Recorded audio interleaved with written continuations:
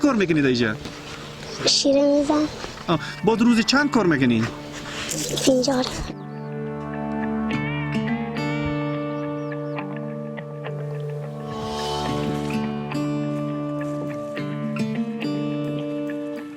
ششم در جا مکتب ها رخصتی است دیگر مکتب ها رو شروع نمیشه به اونجا بیکار بودم به همین همسایه ها شیره میزنم همه جا غریب هستیم زمین نداریم چقدر برای خودت میتن؟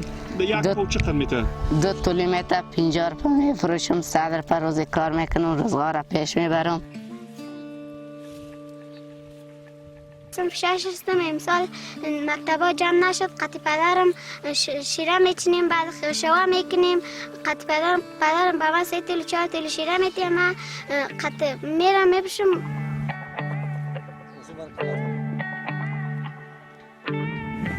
ما آدم غریب هستیم دیگه دستیار نداریم این همین سیاسی رو میاد قطع خوشوا میکنه شیره میزنه شیره میچینه ما بعضی از اینا یک دو تیل میتیم اینا رابطه بپروشه با خرچی میکنه میره به مکتب. خب اینا معتاد نمیشوند اینجا نمیترسین؟ مثلا اینا نمیخرن میپروشن پولش میگیرن ما خرچی میکنیم.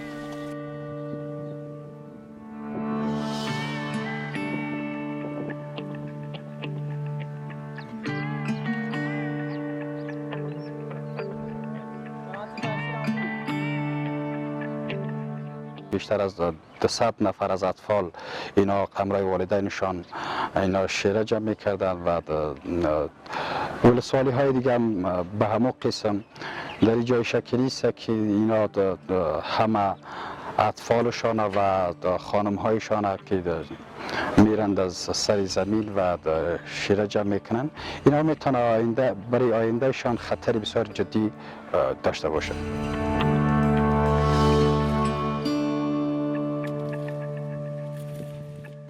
اطفال افغانستان کارهای شاق انجام میتن و به دلیل فقری که در خانواده ها حاکم است و به خصوص در دوره قرنطین می شود گفت که این فشارها بر طفل افغانستان بیشتر است و خانواده هایی که فقیر است خانواده هایی که سرپرست ندارن اطفال مجبور می شوند که کار بکنن و کار و خصوص کارهای شاق در کشتزارها بنابراین برخلاف کنوانسیون حقوق طفل و قانون حمایت از حقوق کودکان است و بسیار نگران کننده است.